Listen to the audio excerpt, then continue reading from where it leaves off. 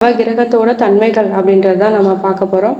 Already சொன்ன மாதிரி ஒரு நோட்டில் ரைட் ஹேண்ட் சைடில் சூரியன், சந்திரன் அப்படின்னு நவகிரகங்கள் கோள்களை எழுதிக்கோங்க. உங்களோட லெஃப்ட் ஹேண்ட் சைடில் வந்துட்டு அதுக்கான நிறம், குணம், மலர் அப்படின்ற மாதிரி போட்டு எழுதிக்கோங்க சொல்கிறத வரிசையாக. ஸோ இப்போ ஸ்டார்ட் வித் சூரியன்.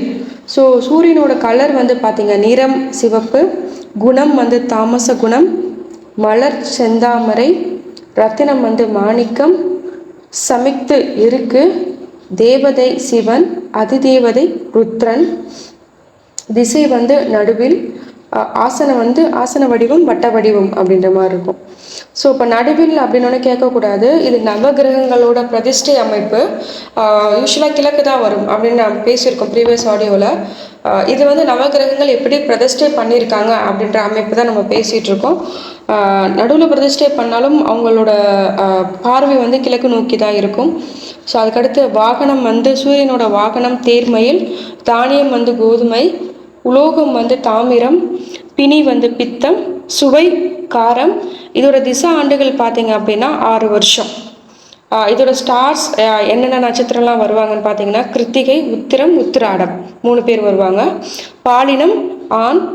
இது ஒரு ராசியில் ஒரு மாதம் வந்து சஞ்சரிக்கும். அதாவது நான் ஆல்ரெடி கேட்ட மாதிரி மார்கழி மாதத்தில் சூரியன் எங்கே சஞ்சரிப்பார்னு நம்ம கேள்வி கூட கேட்டிருந்தோம். ஸோ தனுசில் சஞ்சரிப்பார் அப்படின்ற மாதிரி நம்ம பேசியிருந்தோம். ஸோ ஒரு சூரியன் ஒரு ராசியில் ஒரு மாத காலம் சஞ்சரிப்பார் அப்படின்றது நமக்கு தெரிஞ்சிருக்கணும். உருவம் வந்து நடுத்தரம், உபகிரகம் வந்து காலன், சேஸ்திரம் ஆடுதுறை அப்படின்னு அர்த்தம்.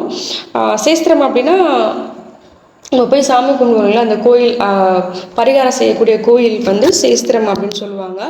ஸோ இதுக்கு சூரியனுக்கு வந்து பார்த்திங்கன்னா ஆடுதுறை வருவாங்க. இப்போ நிறைய கோயில் வந்திருந்தாலும் நம்ம முன்னோர்கள் சொன்ன ஒரு கோயில், தொன்று வரக்கூடிய கோயில் வந்து ஆடுதுறை தான். இப்போ சூரியனுக்கு உங்களுக்கு நீச்சமாக இருக்குல்ல, சூரிய திசை நடக்குது, திசாபுத்திகள் சரியில்லை அப்படின்ற பட்சத்தில் நீங்கள் ஆடுதுறைக்கு போயிட்டு வந்தீங்கன்னா உங்களுக்கு ஓரளவுக்கு நல்ல மாற்றங்கள் தெரியும். அதுதான் இங்கே மீனிங்கு. ஸோ நெக்ஸ்ட் வந்து சந்திரன். இதோட நிறம் வந்து பார்த்தீங்க அப்படின்னா வெள்ளை, வெண்மைன்னு போட்டுக்கோங்க. குணம் சாத்வீகம்ன்றது வளர்பிறை சந்திரனுக்கு மட்டும்தான் சாத்வீகம். தேய்பிறை சந்திரனுக்கு வந்து குரூரமாக இருப்பாங்க, குரூரம் போட்டுக்கோங்க. மலர் வந்து வெள்ளரளி, ரத்தினம் மாணிக்கம், சமிக்து கல்யாண முருங்கை, தேவதை பார்வதி, அதிதேவதை கௌரி, திசை வந்து தென்கிழக்கு, ஆசன வடிவம் வந்து சதுர வடிவம், வாகனம் வந்து பார்த்தீங்க அப்படின்னா முத்து வடிவமாக இருக்கும். தானியம் பச்சரிசி அல்லது நெல் ரெண்டுமே நம்ம பயன்படுத்தலாம் இந்த பரிகாரம் பண்ணுறதுக்கு. அதே மாதிரி உலோகம் வந்து ஈயம், பிணி வந்து சீதளம், சளி பிடிக்கிறது சீதளம், சுவை வந்து இனிப்பு.